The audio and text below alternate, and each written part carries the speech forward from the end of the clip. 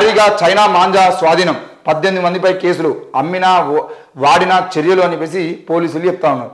హైదరాబాద్లోని Mangalhat police station పరిధిలో China manja అమ్ముతున్న పలు షాపులపై పోలీసులు సోమవారం దాడులు నిర్వహించారు. ఆయా షాపుల నుంచి సుమారు 1000 బండిల్స్ మాంజాను స్వాధీనం చేసుకున్నారు. 18 మందిపై కేసు నమోదు చేశారు. మాంజాను ఢిల్లీ నుంచి హైదరాబాద్కు తీసుకొచ్చి అమ్ముతున్నారని తెలిపారు. 3 రోజుల నుంచి వరుసగా దాడులు చేస్తున్నట్టు పోలీసులు వెల్లడించారు. చైనా మాంజాపై ప్రభుత్వం నిషేధం విధించిందని, ఎవరు అమ్మినా వాడినా చర్యలు తీసుకుంటామని ఈ సందర్భంగా వారు హెచ్చరించారు. ఈ భారీగా చైనా మాంజా స్వాధీనమని ఈ వార్త చూస్తే ఒకటే విషయం గుర్తొస్తుంది. ఏంది అని అంటే దొంగలు పడ్డానికి 6 నెలలకు కుక్కలు మురుగుతాయంట. అదే అట్లే ఉండదు.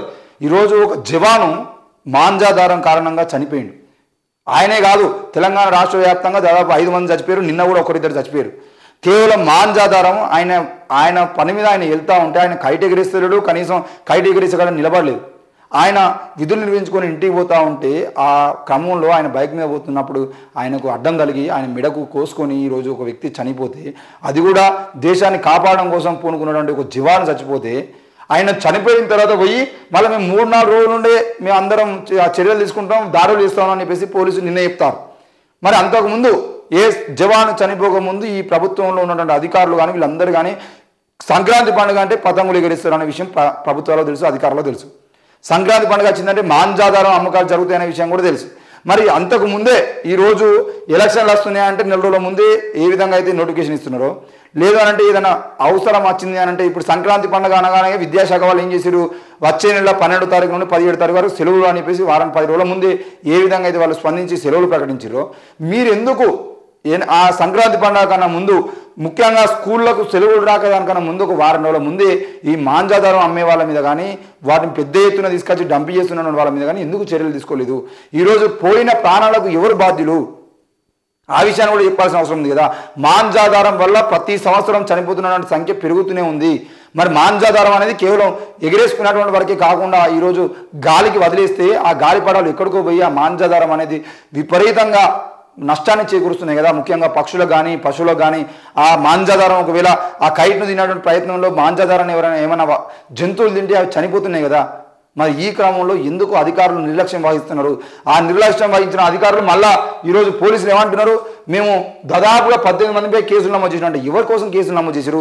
మీరు సంక్రాంతి పండుగ కన్నా ముందే వారం రోజుల క్రితమే ఈ కేసులు నమోదు చేయడము, ఈ మాంజాదారం మీద ఈ రకమైన చర్యలు తీసుకునేది అంటే ఈరోజు ఒక జవాన్ చచ్చిపోయేటోడు కాదు కదా, ఈరోజు రాష్ట్ర వ్యాప్తంగా 10 మంది చచ్చిపోయేటోడు కాదు కదా.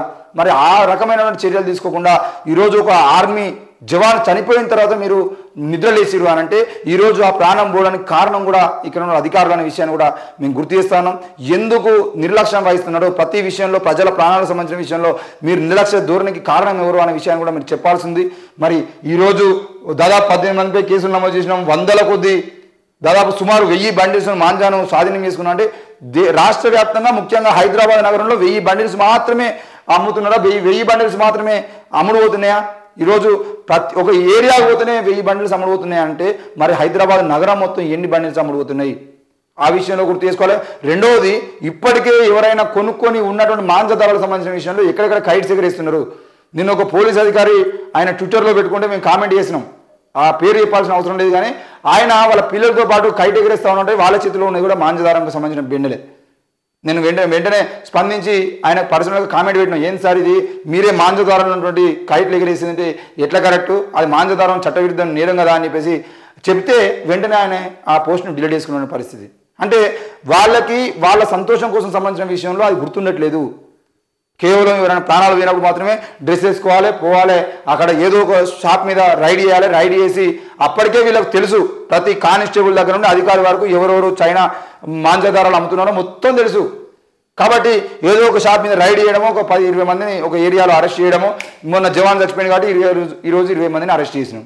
ప్రజలందరూ రైడ్లు చేస్తున్నారు పోలీసులు అని చెప్పేసి వీళ్ళు కూడా ప్రజలందరూ మభ్యపడి అంత అయిపోయింది అని చెప్పేసి వీళ్ళు అనుకుంటారు. అంటే ఇప్పుడు నిన్న రైడ్ చేసారు కాబట్టి ఈరోజు తెలంగాణ వ్యాప్తంగా కానీ హైదరాబాద్ నగరంలో కానీ మాంజాదారాలు కనబడాయంటే ఎప్పటికప్పుడు కనబడుతూనే ఉన్నాయి. ముఖ్యంగా కైట్లు ఎగిరేస్తున్నప్పుడు కాదు, కైట్లు ఎగిరేసిన తర్వాత వాళ్ళు వదిలేసినటువంటి దారాలు, వాళ్ళు తెగిపోయినటువంటి కైట్లు ఏవైతే ఉన్నాయో అవి ఈరోజు రోడ్ల మీద పోతున్నటువంటి ప్రయాణికులు, ముఖ్యంగా పాదచారులు కానీ ముఖ్యంగా బైక్ల మీద పోతున్నటువంటి వాళ్ళందరినీ కానీ ప్రాణాలు అరచేతులు పెట్టుకొని పోవాల్సిన పరిస్థితి హైదరాబాద్ నగరంలో కనబడతా ఉంది.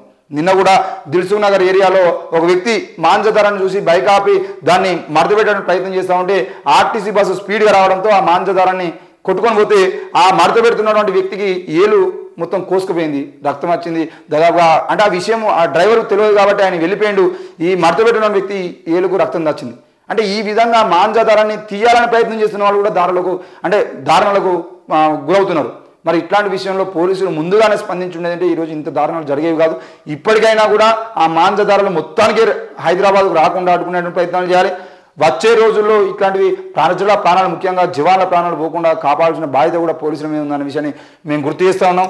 లేదు మేము కేవలం ఏదైనా ప్రాణం పోయినాకనే స్పందిస్తామనే ఆలోచనలో ఉంటే మాత్రం ప్రజల ప్రాణాలు పోవడానికి కారణం కూడా పోలీసులు అవుతారన్న విషయాన్ని కూడా గుర్తుపెట్టుకోవాల్సిన అవసరం ఉంది. ఈరోజు ప్రాణం పోయిన తర్వాత బాధపడడం కన్నా, చేతులు కాలిన తర్వాత ఆకులు పట్టుకోవడం కన్నా ముందే చేతులు కాలకుండా చూసుకోవాల్సిన బాధ్యత మీ మీద ఉంటుంది. మరి ఇంటెలిజెన్స్ వాళ్ళు కూడా దానికి సంబంధించిన విషయంలో ముందుగా స్పందించాలని కోరుతా ఉన్నాం.